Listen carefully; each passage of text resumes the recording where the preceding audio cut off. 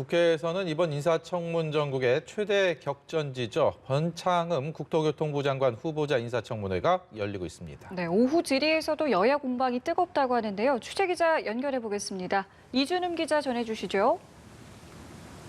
네, 오후 들어서 민주당 의원들이 더 적극적으로 변창흠 후보자를 방어하고 나서는 분위기입니다. 장경태 의원은 SH 사장 당시 직원 성향별 블랙리스트를 만들었다는 의혹은 인사나 근무에서 불만이 있던 사람들의 제보라고 일축했고, 조호섭 의원은 못 사는 사람들이 미쳤다고 밥을 사 먹냐는 발언에 대해 공유식당의 효율적인 활용 문제를 지적하는 맥락을 봐야 한다고 했습니다.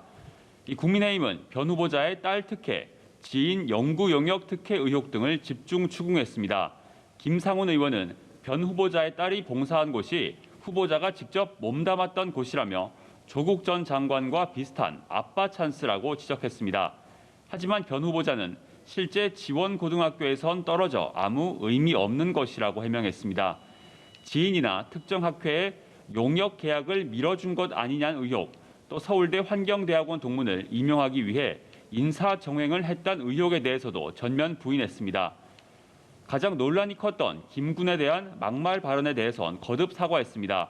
청문회 시작 직후 김군과 유가족, 또 위험을 무릅쓰고 일하는 모든 분들께 사과드린다며 머리를 숙였습니다. 정의당 심상정 의원이 김군의 어머니 육성을 들려주며 김군이 실수로 죽었냐고 따져 묻자 변 후보자는 국민의 생명과 안전을 지키는 데 최선의 노력을 다하겠다고 거듭 사과했습니다. 중대재해기업처벌법에도 전적으로 동의한다며 추진되도록 힘을 보태겠다고 밝혔고, 또 최근 논란인 일명 1가구 1주택 주거기본법을 어떻게 생각하냐는 질문에는 그 정신은 찬성한다고 했습니다. 투기를 막기 위해 부동산 관리감독기관이 필요하다는 의견도 밝혔습니다. 네, 그리고 오늘은 고위공직자 범죄수사처 공수처장 후보를 추가로 추천받기로 한 마지막 날인데요. 관련 소식 들어온 게 좀 있습니까? 네, 조금 뒤인 오후 6시가 마감 시간입니다. 현재 공수처장 추천위원회가 심사 중인 후보가 모두 8명인데요. 새로 추천되는 후보가 없을 가능성이 높습니다. 대한변호사협회, 법원행정처, 더불어민주당 측은 추가 추천을 하지 않을 방침이고, 법무부 역시 새 인사를 추천하지 않을 거란 전망에 무게가 실립니다.